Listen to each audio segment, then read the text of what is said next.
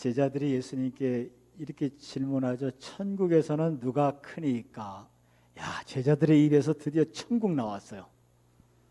드디어 하나님의 나라에 대해서 제자들이 하나님의 나라라는 단어가 맨날 이스라엘 나라 해방이 언제고 뭐 회복이 언제고 로마 쫓아낼 때가 언제고, 근데 하나님 나라라고 하는 단어가 드디어 나왔습니다. 그건 좋은데 또 그 뒤가 문제일세. 누가 높으니까? 또 삑소리 나는 거죠. 누가 높으니까?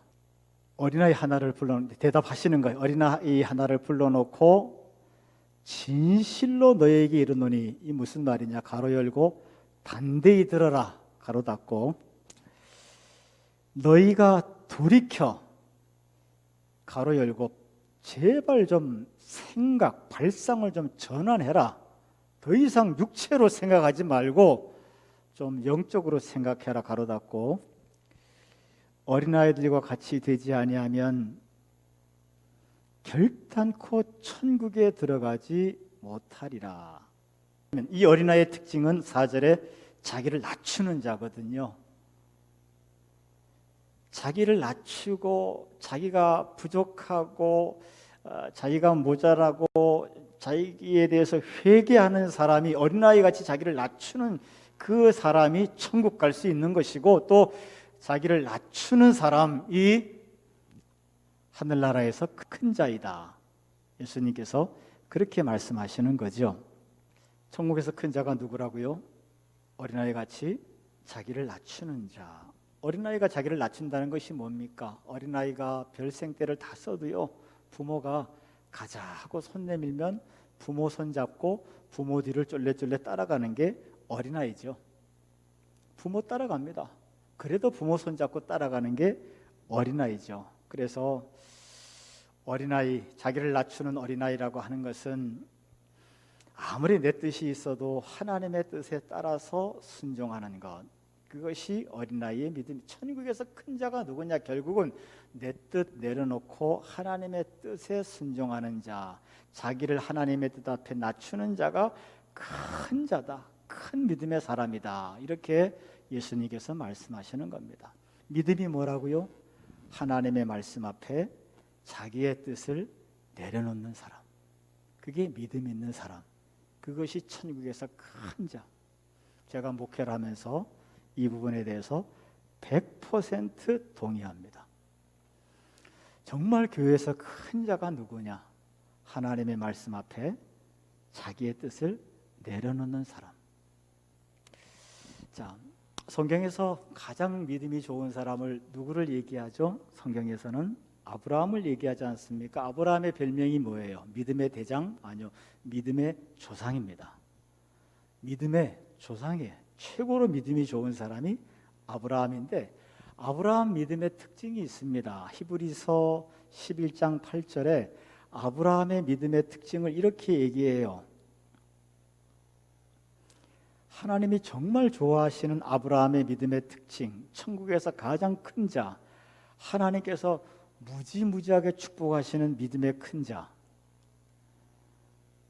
히브리서 11장 8절에 아브라함은 믿음으로 아브라함은 부르심을 받았을 때에 순종하여 장래 유업으로 받을 땅에 나아갈새 갈 바를 알지 못하고 나아갔으며, 갈 바를 알지 못하고 나아갔으며, 이게 스쳐 지나면 뭐 그저 그러려니 하는 그런 말씀인데요, 정말 이게 내 문제라고 생각하고 이 단어를 한번 대해보면 이 말도 안 되는 얘기예요. 갈 바를 알지 못하고 갔다.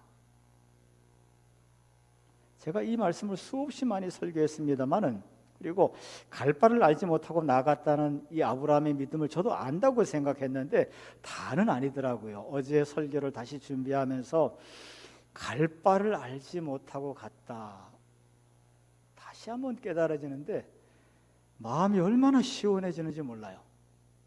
아브라함의 믿음이 뭐냐? 갈 바를 알지 못하고 갔다. 여기서 약간 부연 설명이 딸리잖아요. 하나님께서 말씀하시는데 너는 내가 지시할 땅으로 가라, 이렇게 말씀하셔요. 이건 더 황당합니다. 너는 내가 지시한 땅으로 가라가 아니에요. 너는 그냥 가면 내가 지시해 줄게 이거예요. 지시할 땅으로 일단 출발해. 그러면 가다 보면 내가 그때 얘기해 줄게. 좌로 갈지 우로 갈지. 그 얘기예요. 갈 바를 알지 못하고 가는데 어디로 가가 아니에요. 일단 가다 보면 내가 그때 얘기해 줄게. 이 더 황당하죠. 왜? 식구들 다 데려가야 돼요. 종도 데려가야 돼요. 아브라함 나이가 75세입니다. 뿌리가 완전히 박힌 땅에서 터전을 옮겨야 됩니다. 이게 말이 됩니까? 더구나 갈 바를 알지 못하고 하나님이 그냥 막연하게 무슨 약속을 하긴 하셨지만 계획도 없고,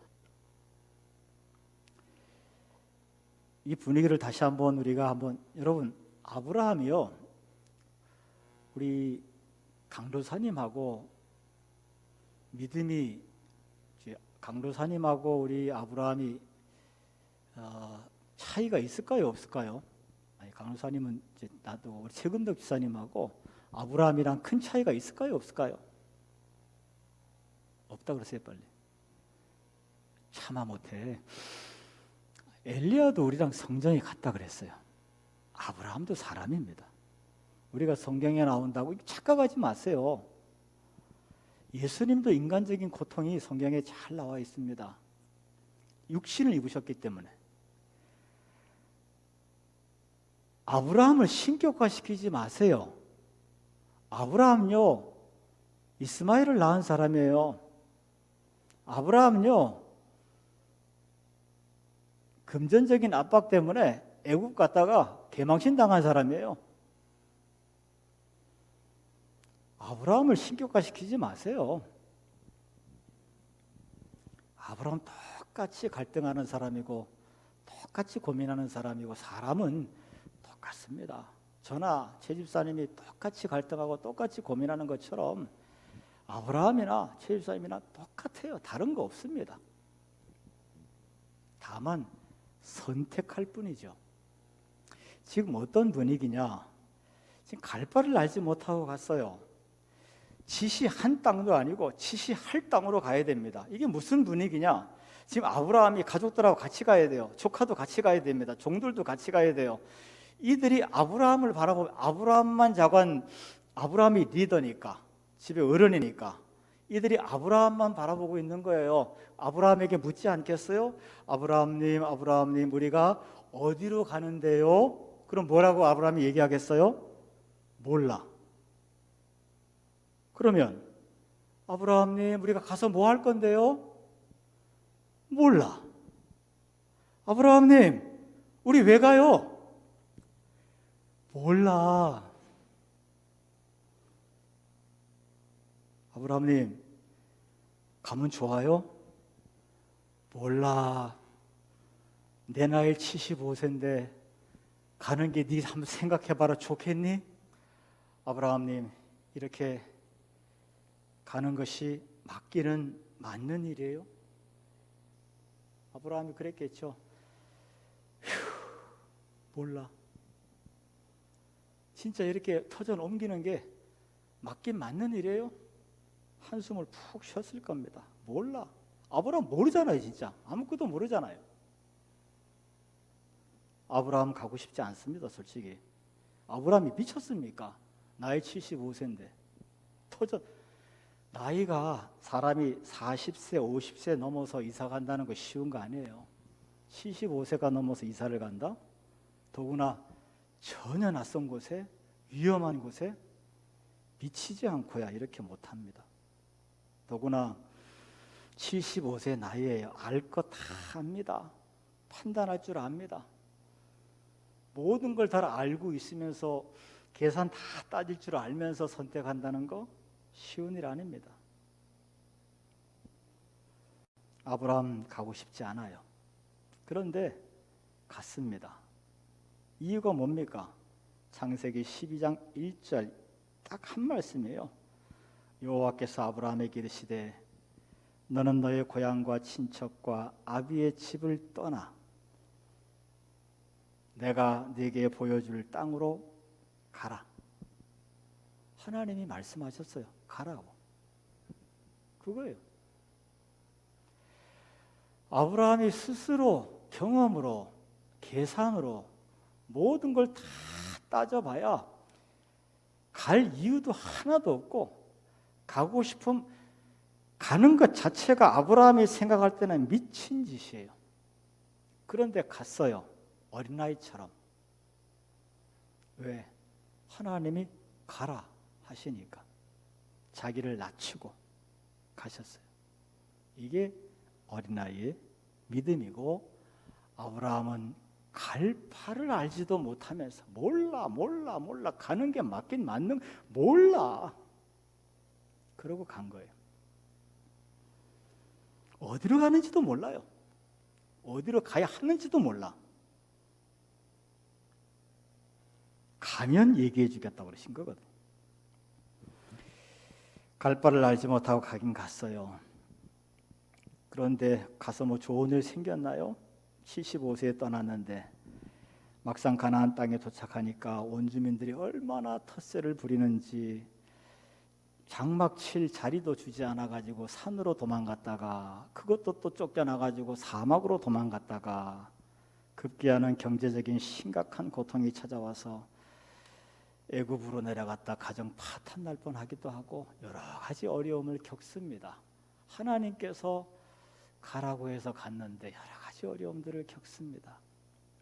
자, 이런 상황이 됐을 때 최 집사님 마음속에는 어떤 마음이 생기겠어요? 1번 잘 왔다. 2번 내가 여기 왜 왔나? 어떤 마음이시겠어요? 어차피 마스크 써서 입술은 안 보이니까요. 1번이요, 2번이요. 2번 아브라함을 신격화시키지 마세요. 아브라함은요 저하고도 비슷해요. 제 집사님하고도 수준이 비슷합니다. 어린아이처럼 선택했을 뿐이에요. 아브라함이 바보라서가 아닙니다. 75세 노인이 얼마나 현명하겠습니까? 그런데 미친놈처럼 남들이 볼 땐 등신처럼 선택을 그렇게 했을 뿐이에요. 왜? 가라 하시니까. 그런데 가긴 갔는데 좋은 게 없잖아요. 고생 바가지로 하고. 왜 아브라함은 순종해서 오긴 왔지만 인간이기 때문에 계속 마음 한구석에는 내가 여기 왜 왔나 이런 성경에는 없습니다만은 아브라함은 그렇게 안 했을까? 저는 그랬어요. 저는 지난 3년간 기도처 공사하면서 계속 마음속에 솔직히 남들이 이렇게 물어봅디다. 제일 미운 사람이 누구냐? 목사님 기도처 하시니까 좋지요. 좋으세요. 물어보면 난 또 뭐라 그래? 아이 좋지요. 거짓말이야. 목사도 거짓말하네. 힘들죠. 근데 뭐 그렇다고 싫다고 그럴 수도 없고 뭐라고 할 수도 없고. 근데 3년 동안 계속 갈등이 이걸 내가 왜 해야 되나? 돈 벌 목적도 아니고 그렇다고 사기당해서 하는 것도 아니고 평생 목회한 사람이 목회의 연장선으로 생각하는 부분이고 무엇보다 내가 지금까지 살아오면서 했던 패턴대로 기도하고 응답이 오니까 액션을 취하고 지금까지 내가 평생 살아온 패턴대로 했을 뿐이고 그저 희미한 응답 내가 살아온 방식대로 순종해서 갔을 뿐이고 처음 시작할 때는 사실 그림도 없잖아요. 조그만 그림들, 조각들. 근데 기도처에 가서 그 땅을 밟고 있으니까 그래서 이 말씀이 전 새롭게 들리는 거예요. 지시한 게 아니고 그 땅을 밟고 있으니까 하나씩 하나님의 숙제들이 떨어지는 거죠. 감당할 뿐이에요. 감당하면서도 마음 한구석에는 내가 이걸 왜 해야 되나? 무엇 때문에 해야 되나? 이런 갈등이 왜? 내가 하고자 했던 게 아니기 때문에 그 뭐라고 설명할 수가 없습니다. 어쨌든 계속해서 그런 갈등이 있어 왔어요. 그러면서도 하나님이 지시할 땅, 하나님의 지시에 대해서 철저하게 순종했던 것은 맞던 것 같습니다. 하나씩 하나씩 숙제를 풀었고요.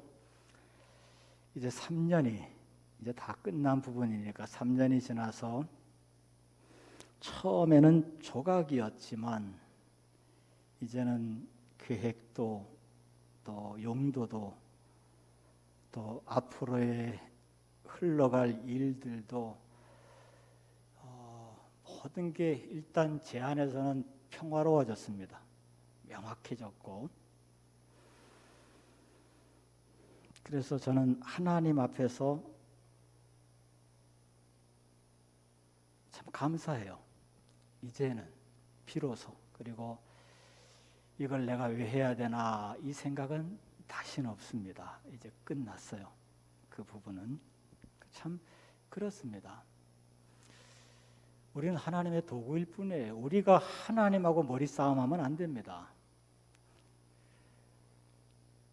하나님께서 우리에게 말씀하실 때 우리의 생각이 부서져야 되고, 하나님께서 우리에게 말씀하실 때 우리의 계산이 박살이 나야 되고, 하나님께서 우리에게 말씀하실 때 우리는 그저 어린아이처럼 자기를 낮춰야 돼요. 이 일을 시작하시는 분이 하나님이시고 이 일을 이루시는 분이 하나님이십니다. 하나님은 내게 선하신 분이시고, 믿으시면 아멘. 이 일을 통해서 아브라함이 어떤 복을 받았는가? 창세기 갈 바를 알지 못하고 가는 믿음을 통해서 아브라함이 어떤 복을 받았는가? 창세기 12장 2절에 보게 되면 내가 너로 큰 민족을 이루고, 아브라함을 통해서 이삭, 야곱, 12지파, 이스라엘 민족, 큰 민족이 이루어졌죠. 가나안의 이방인으로서 겨우 굴러왔던, 그야말로 왜 가는지도 모르고 왔는데 하나님의 계획은 큰 민족을 이루었단 말이죠. 결론적으로. 그러니까 미래의 희망을 주신 거예요. 아브라함은 고생 많이 했어요. 하지만 아브라함 때문에 하나님은 미래의 희망을 주신 거죠. 큰 민족을 이루고 내게 복을 주어 내 이름을 창대하게 하리니, 아브라함의 이름을 창대하게 하겠답니다.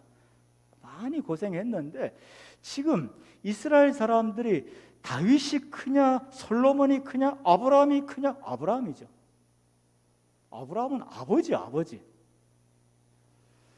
아브라함의 이름이 제일 큽니다.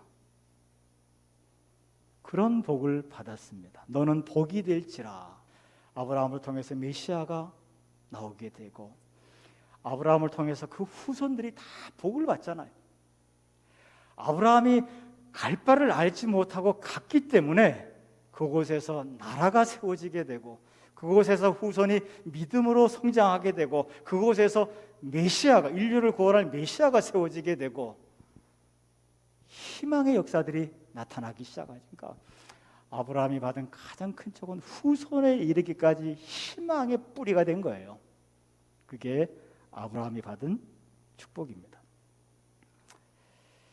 그리고 여러분,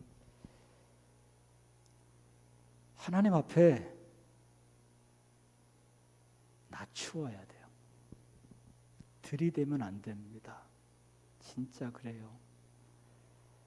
코로나19를 맞이하면서 다시 작은 믿음 가지고는 못 견딜 거예요. 큰 믿음을 위해서 기도하시기를 바라겠습니다. 큰 믿음 꼭 그렇게 되시길 바라요. 자, 그래서 오늘 본문 5절 말씀이죠. 5절, 어린아이같이 자기를 낮추는 믿음, 또 갈 바를 알지 못하고 가는 그 믿음의 5절 같이 시작. 또 누구든지 내 이름으로 이런 어린아이 하나를 영접하면 곧 나를 영접함이니.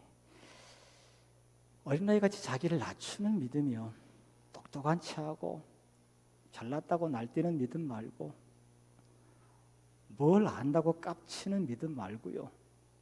정말 하나님 앞에 그러한가 겸손히 자기를 낮추면서 좀 청종하고 들으려는 믿음, 그렇게 낮추는 믿음, 그 사람을 영접하면은 내가 그 믿음은 못 돼도 그 믿음이 있는 사람을, 또 그 사람의 믿음의 행위를 영접하면 하나님을 영접한다는 거잖아요. 창세기 12장 3절에 너를 축복하는 자에게는 내가 복을 내리고, 똑같은 원리입니다. 아브라함이 갈 바를 알지 못하고 갔을 때 아브라함을 축복하는 사람을 하나님이 축복하시겠다는 것. 자기를 낮추는 자, 정말 믿음으로 순종하는 자, 그를 영접하는 자를 영접하시고 축복하시겠다는 말씀. 구약과 신약에서 똑같은 믿음의 원리들입니다. 여러분 주변에 믿음의 사람들이 많이 있기를 바라고요. 믿음으로 행하는 사람이 발견되시기 바라고, 그 믿음에 행하는 것에 긍정이 되시기 바라고, 그 믿음으로 행하는 사람들을 영접하시기 바랍니다. 그러면 하나님을 영접하는 거예요. 일부 예배 때 코로나19에 대해서 얘기하면서 그랬어요. 코로나19는 제 목사 입장에서 느끼는 부담감이 기도처 3년 공사하는 것에 10분의 1 정도밖에 부담이 안 됩니다 라고 얘기하고 돌았으니까 좀 교만한 것 같아. 그래서 한 절반으로 바꿀까 얘기했는데, 암만 생각해봐도 10분의 1 정도밖에 부담은 안 돼요, 사실. 왜냐하면 코로나19는 우리가 같이 극복할 수 있잖아요. 같이 이겨나갈 수 있잖아요. 똑같은 원리 같습니다. 코로나19 역시, 사실 코로나19는 더 좀 무식한 것 같아. 아브라함은 갈 바를 알지 못하고 갔는데 선택을 스스로 했잖아요. 코로나19는 선택의 기회도 없어. 그냥 코로나19가 어떻게 될까요? 아무도 몰라. 언제 끝날까요? 아무도 몰라. 무슨 일이 아무도 몰라. 갈 바를 알지 못하는 이 상황인데 우린 다 지금 다 내몰리고 있잖아요. 원리는 똑같습니다. 갈 바를 알지 못하고 가고 있는데 지시할 땅이 있습니다. 하나님의 지시가 있어요. 근데 분명한 것은 계속 우리 감정들이 힘들어질 수 있습니다. 상황이 힘들어져요. 계속 머리도 복잡해지고 감정도 힘들어지고 힘이 들어요. 그런데 이걸 휘말리면 안 되고요. 코로나19의 이 시험을 극복하는 방법은 하나님이 지시할 땅, 하나님이 그 속에서 내게 주시는 것들이 하나씩 있습니다. 깨어서 그걸 발견하시기를 바라고요. 흔들리지 마세요. 그 하나씩을 풀어나가시기를 주님의 이름으로 축원하겠습니다. 때가 이르면 지나가 있어요. 다 지나갑니다. 세상에 끝이 없는 일이 어디 있어요? 다 지나가게 돼 있고, 다만 내가 걱정하는 것은 그냥 지나가면 너무 억울하잖아요. 하나님이 지시할 땅, 똑같은 원리입니다. 기도처 문제를 해결한 것이나 코로나19를 헤쳐가는 거나 똑같은 원리입니다. 하나님이 지시할 땅, 그때그때 깨어서 기도하시면서 그 하나씩을 해결해 나가세요. 그러니까 여러분이 코로나19 상황 가운데 담임 목사를 좀 많이 걱정하시고 목사님 많이 힘드시겠다고 하는데 제 걱정은 안 하셔도 됩니다. 저는 제 걱정은 안 하셔도 돼요. 충분히 감당할 준비 다 되어 있습니다. 여러분들 스스로를 위해서 기도하셔야 돼요. 특히 이번 겨울 아주 혹독할 수 있습니다. 여러분 자신들을 위해서 많이 기도하시되 답은 한 가지예요. 하나님 큰 믿음 주셔서